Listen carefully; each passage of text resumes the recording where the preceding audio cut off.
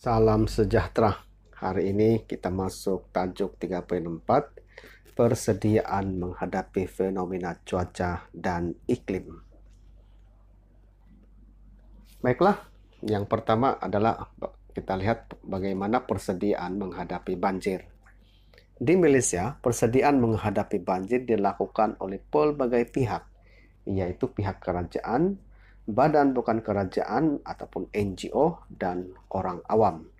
Sebelum kita lihat persediaan untuk menghadapi banjir, kita akan lihat infogeografi, yaitu fenomena La Nina.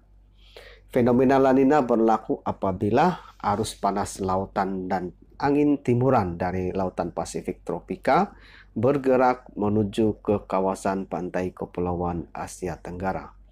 Pada masa kejadian fenomena La Nina, angin timuran yang umumnya melanda Kepulauan Asia Tenggara menjadi semakin kencang. Angin timuran dan arus lautan yang panas tersebut kemudiannya menghasilkan tekanan rendah yang melampau di kawasan berhampiran di Kepulauan Asia Tenggara. Baiklah, kita lihat dalam paparan ini ada 3 langkah persediaan untuk menghadapi banjir. Yang pertama adalah mengadakan latihan persediaan menghadapi banjir, yaitu langkah-langkah yang perlu diambil ketika berlakunya kejadian banjir.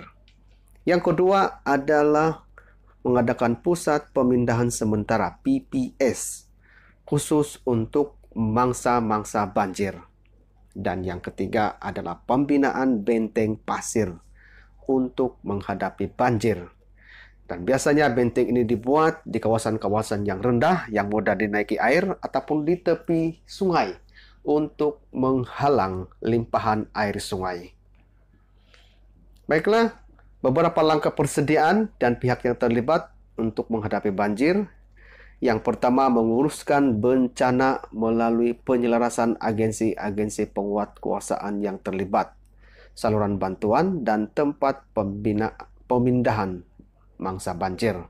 Agensi yang terlibat adalah Agensi Pengurusan Bencana Negara (NADMA).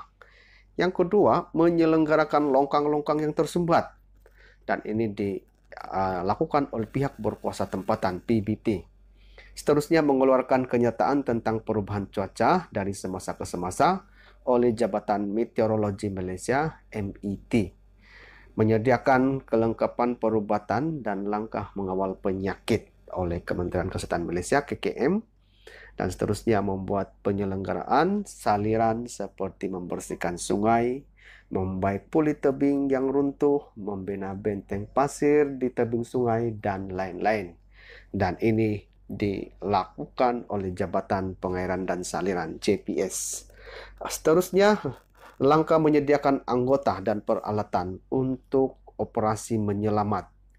Dan ini dilakukan oleh Jabatan Bombah dan Penyelamat Malaysia JBPM, Pasukan Keselamatan Angkatan Awam Malaysia APM, dan Angkatan Tentera Malaysia ATM. Seterusnya, menyediakan anggota untuk menjaga keselamatan mangsa banjir dan harta benda oleh PDRM ataupun Polis Diraja Malaysia. Dan yang terakhir adalah menyediakan bekalan air, makanan, pakaian, kemah, dan sebagainya.